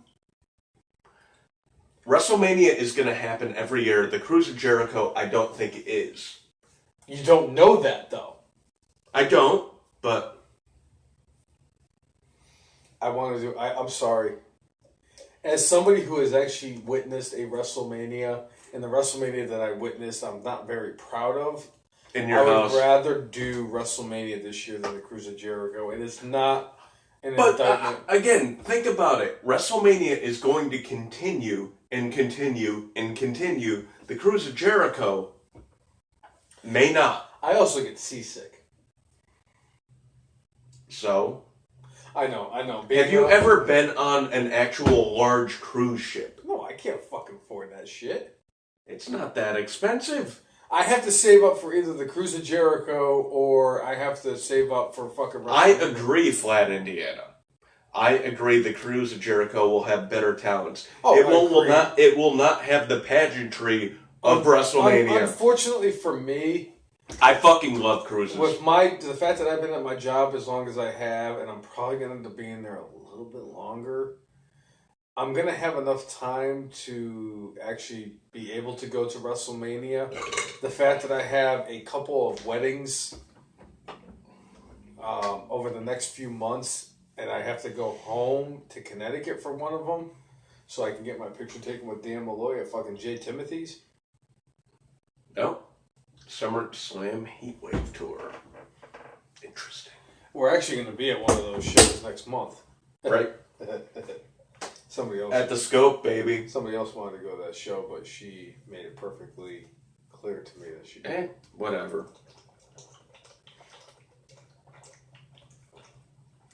You alright there? Alright, good. Holy man.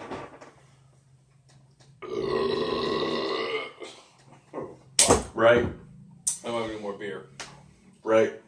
Anyway, so another thing we saw the 2K19 commercial, and at the end the reveal was that Rey Mysterio is the bonus character. Yep. Anytime they brought somebody in to be the bonus character, i.e. Bill Goldberg, i.e. I think the Ultimate Warrior was one. I think Kurt Angle was one. Kurt Angle was one. That's it. That's what it was. They've all come back into the WWE fold. Now, there are conflicting reports whether or not Mysterio is actually officially signed back with WWE. I don't know if he has. I'm going to say he's back. I'm going to say that, like, he may not have signed right now. He will be back. And he's going to be back. I think it's going to be like the Shawn Michaels Undertaker schedule from like 5 to 10 years ago, where it was like he will show up for TV appearances and maybe like a Madison Square Garden show or maybe like some other big place. So Rey Mysterio, for the brainless one, is one of those guys. I enjoyed him a lot when he was in WCW. Him, Chris Jericho, Dean Malenko, Ultimo Dragon, Psychosis, Juventud Guerrero, Eddie Guerrero. Those are the guys that really got me into the Cruiserweight division. Rey Mysterio, when he won the World Heavyweight title, when he did, was such... If we had this podcast back then, would have been my mark-out moment of the year. I have a very special place in my heart for Rey Mysterio because he is such... Thanks, Anthony, for sharing. We appreciate it. I really... Yes, we do. Believe me when I tell you, we do. I have a very special place in my heart for Rey Mysterio because the man is a tremendous in-ring performer. And he's been doing it for so fucking long. What's up, Jeff Schneider? Derper derp. Right? He wants to know if we're going to watch the UFC tonight. I don't know. I guess we have to sober up a little bit if we're going to do it. We'll have somebody deliver us some pretzels and cheese sticks, and then, I think that'll help the process, right? I wouldn't mind going to watch that. We had to go somewhere to watch it. Right? Yeah. You know what? We could take a cruise ship across the river, right?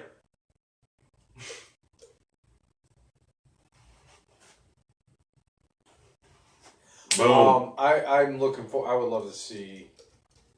Rey Mysterio return, just because I am a huge wrestling mark. What roster do you want to see him on?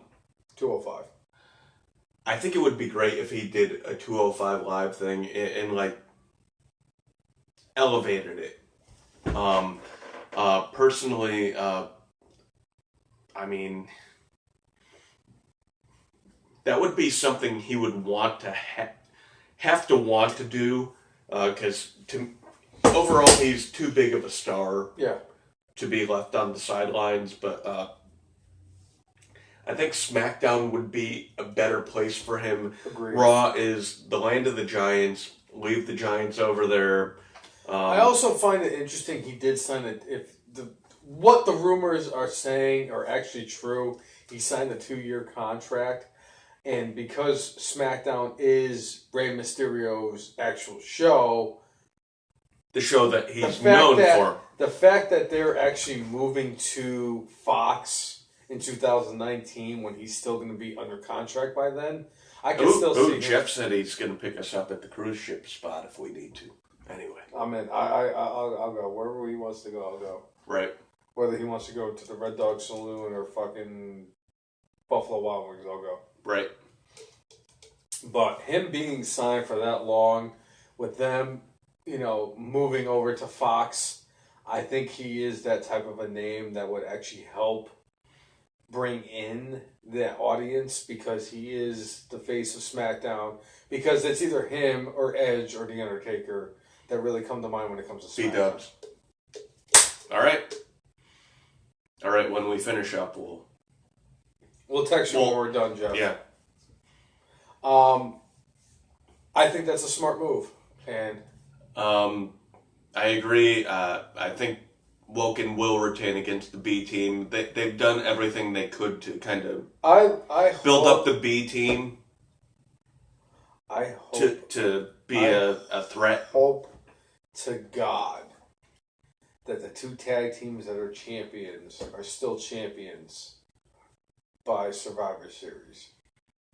If they're going to keep it the way they did it last year, where it was the Raw Tag Team Champions versus the SmackDown Tag Team Champions and the Intercontinental versus U.S. Champions. Do you want them to have it be like an ultimate deletion type thing? No. I want them to do it where it's Bray Wyatt versus the rest of the Wyatt family that's not Braun Strowman. Because that would be the ultimate irony.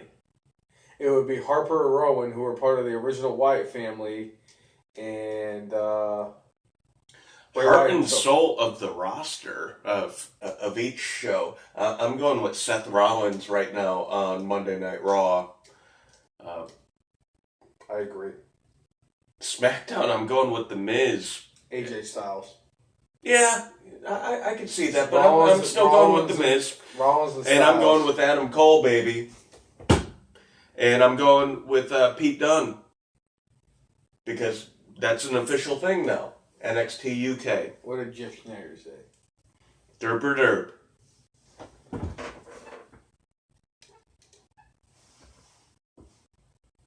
We're doing bombs? Oh boy. No, B-dubs. Oh. Are you fucking kidding me? It doesn't even look like bombs. No, I'm not kidding you. I'm brainless. That's the gimmick I have to live. It's not a gimmick. It's a lifestyle. You're right. Isn't that what it's supposed to say right. on the shirt? So anyway, yeah, tag champs versus tag champs at Survivor Series. It'd be cool to see Woken, Matt Hardy, and Bray Wyatt against... Versus the Bludgeon Brothers, because it'd be Bray Wyatt versus the Wyatt family. It'd be cool. Yes, I agree. So... Alright. Anyway. I'd love but to go back to our original topic, I would love to see Rey Mysterio. I really would. On 205 Live. All right. Rey Mysterio on anything would be fucking good because it's Rey Mysterio. Festus and Jesse. Oh, we definitely remember them. Well, technically one of them is still employed by the WWE. He's known as Luke Gallows. And on a sidebar, we do hang out with a guy whose name is Jesse, but he looks like Festus. Nice. Boom! I'm going to hell. Right.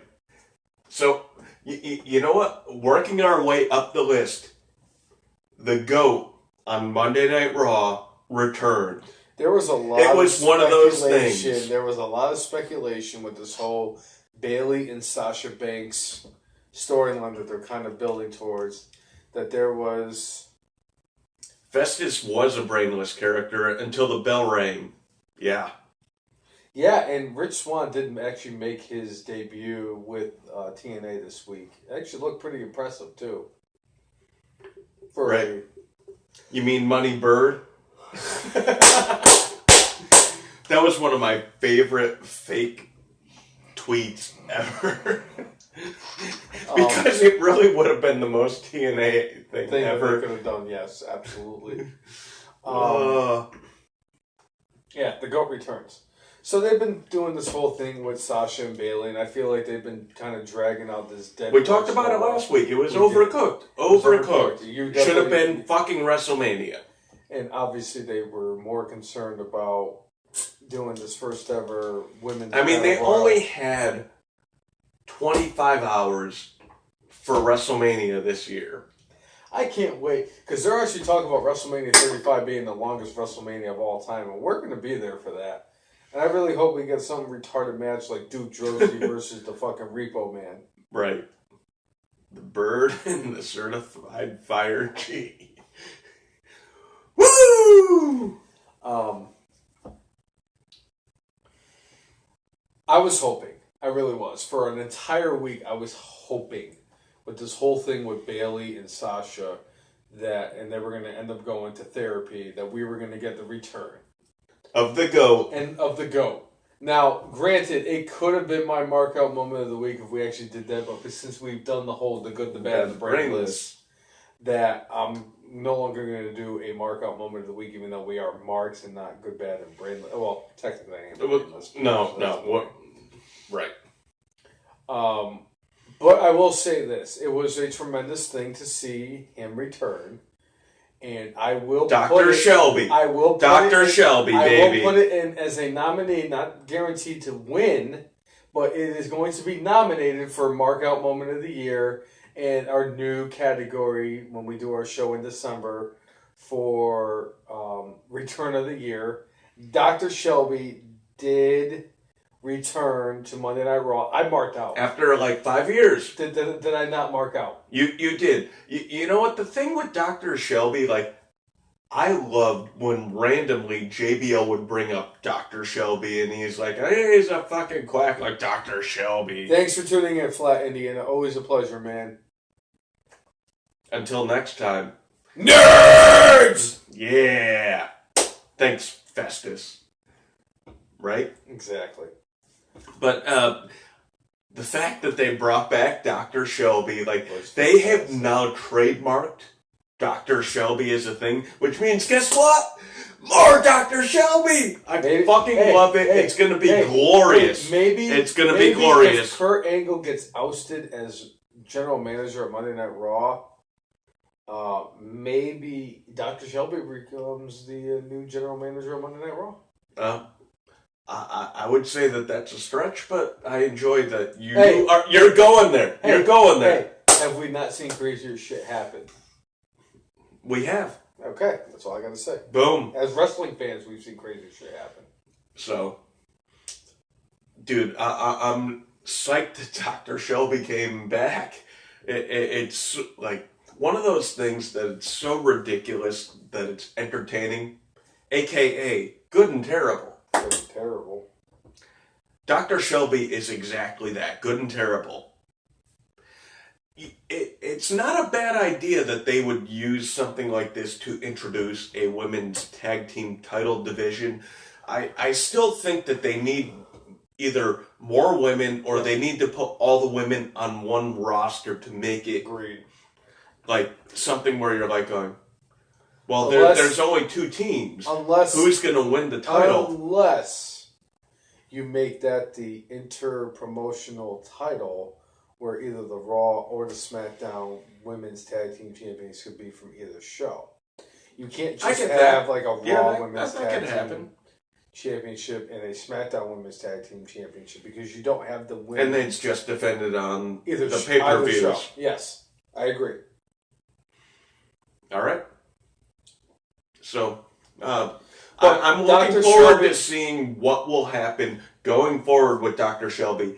I marked out seeing Dr. Shelby on fucking TV. Sames. I did too. I was so happy to see him. Yeah. Because I really was hoping he was going to be there, and he was there. I was like, oh my God, he's the guy, Dr. Shelby. It would be good if they brought up a lot of the women from the Mae Young Classic and NXT. But you need to build them up enough where they feel like they're something legitimate. I mean, I think the Iconics would be definitely a good tag team to be Charlotte something and Becky. for them. Tea time with those two bitches. I would love to have tea with them. Right. Charlotte. Right. I would like to have tea with Charlotte, and I would like to give the D to fucking Becky. Right. Boom. That would be the only way it would work out, is if they had one tag team women's title for both shows. Like, both shows can fight for the tag team women's championship. Yeah, not a Raw tag team championship. And they would need more women. Mm-hmm. Nothing against the women, it's just they don't have enough on the roster. Anyway, so we've moved our way up the list pretty good. So we're gonna. What is the good, the bad, and the brainless? What was your good for this week? The fact that they announced Seth Rollins against Dolph Ziggler Ironman match. They've had two incredible matches on Monday Night Raw. Now they get the full-on pay-per-view thing. I don't see where it's going to be bad. Yeah. The fact that Sheamus and Cesaro haven't been on television is because they have nothing for them with creative, so that's why they're keeping them off television. That's why you also haven't seen Bobby Roode on television lately. And it's kind of stupid that they do that, but they only have 2 hours of SmackDown, which is why SmackDown's a better show than Raw.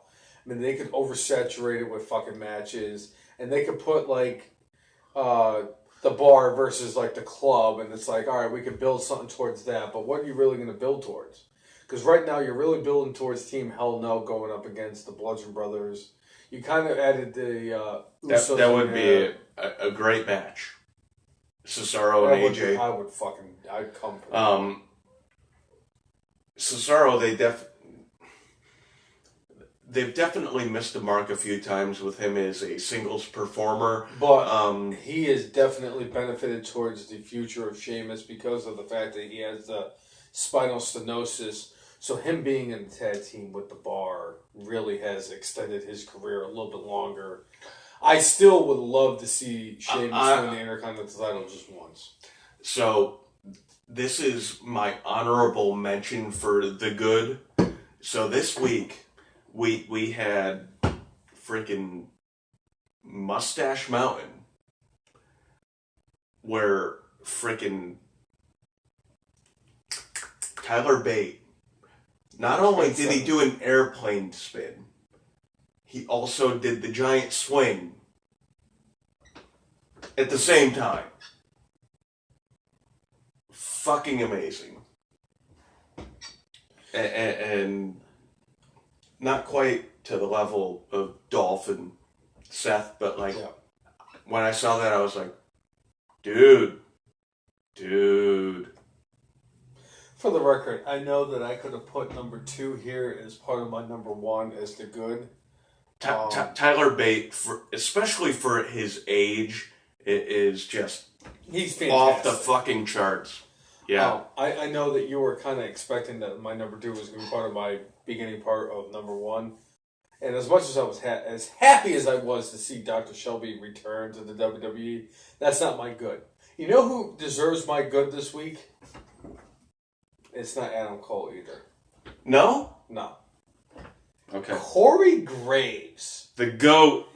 Corey Graves had a monster week on the broadcast squad this week. So Corey Graves actually earns the Brainless One's good for this week. He was fantastic. He was very entertaining. And I'm going to say that he definitely deserves it this week. He entertained the Brainless One and he made the Brainless One laugh. So I'm going with Corey Graves. So by the way, the people new to tuning in to us, let us know where you're tuning in from, and definitely follow us. We'll follow you back on Facebook, Periscope, Twitter, and all and YouTube, Instagram, all that stuff. So definitely let us know. Anyway, What was your bad?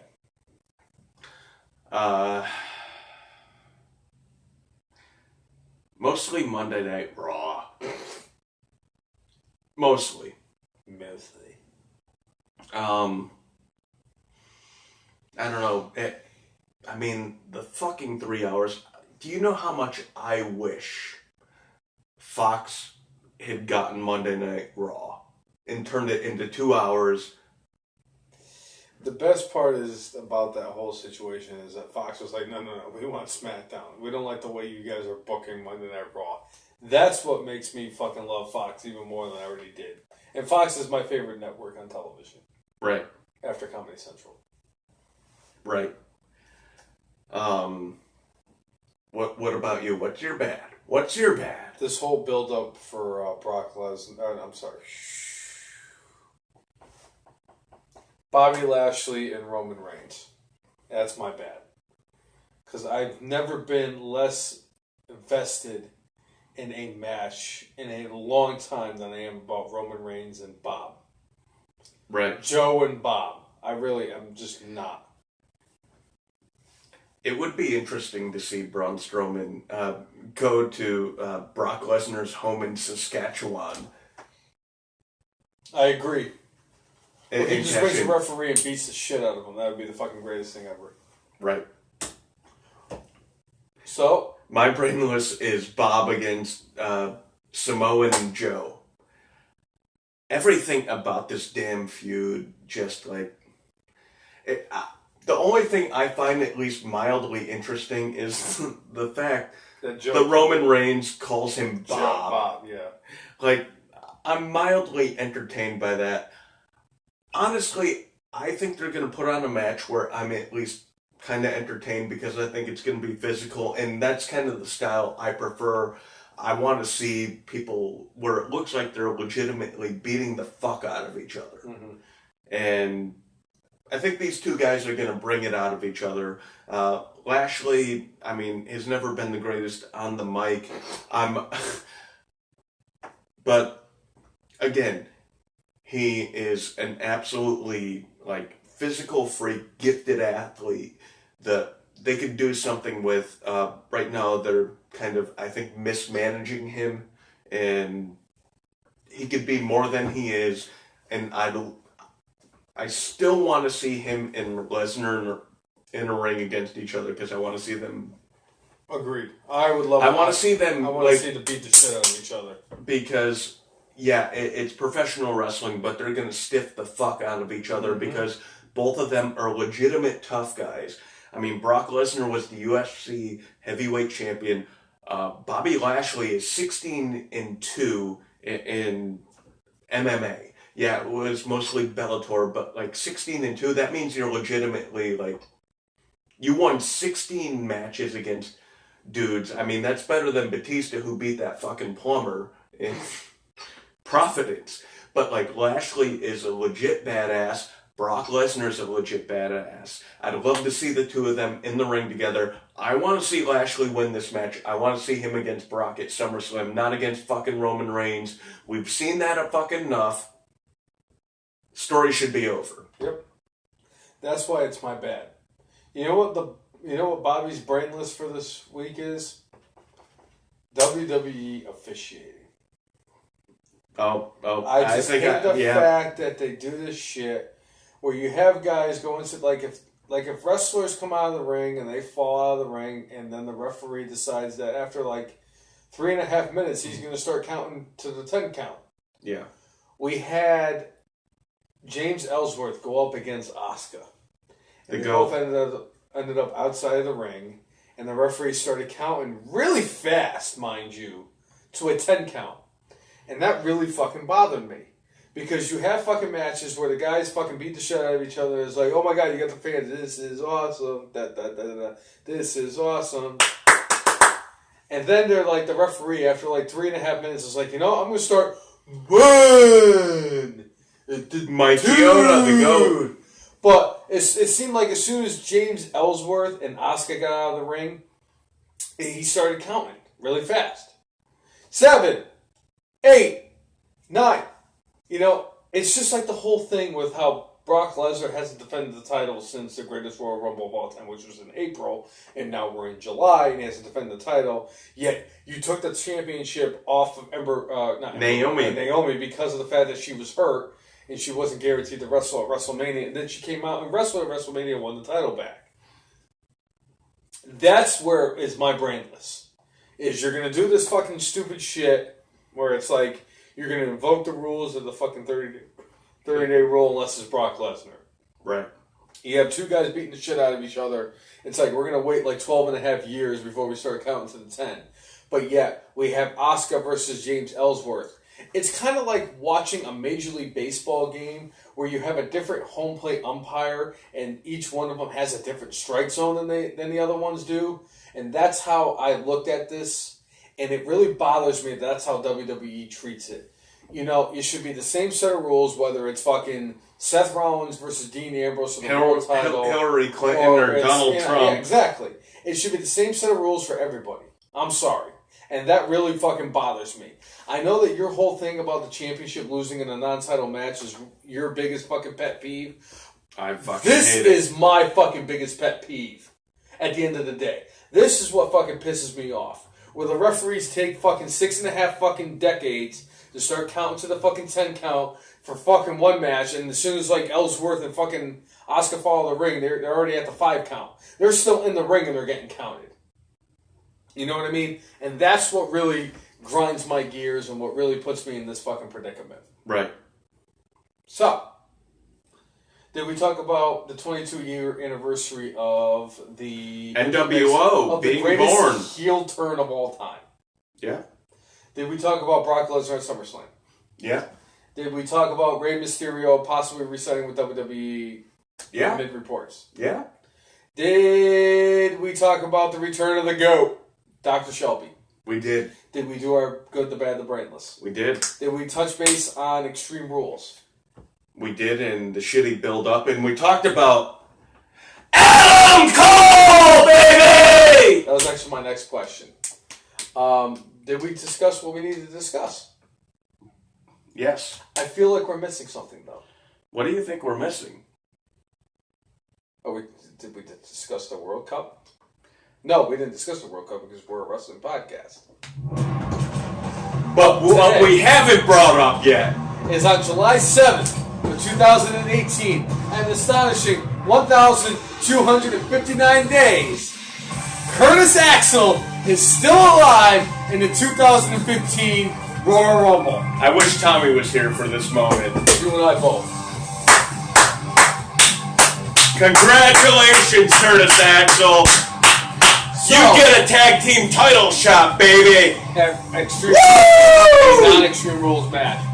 But anyway, for episode 92 of the After Marks podcast, make sure you like us on Facebook, follow us on Twitter, follow us on Periscope, follow us on Instagram, subscribe on YouTube. Episode 92, thank you for tuning in. I am your co-host, Bobby the Brainless. I'm Ja Rule. We're going to go watch ourselves a little UFC, and we're going to get ready for next week's Extreme Rules pay-per-view. And make sure you mark out with your guac out. See ya, everybody. Have a good week. Thanks for tuning in. See you.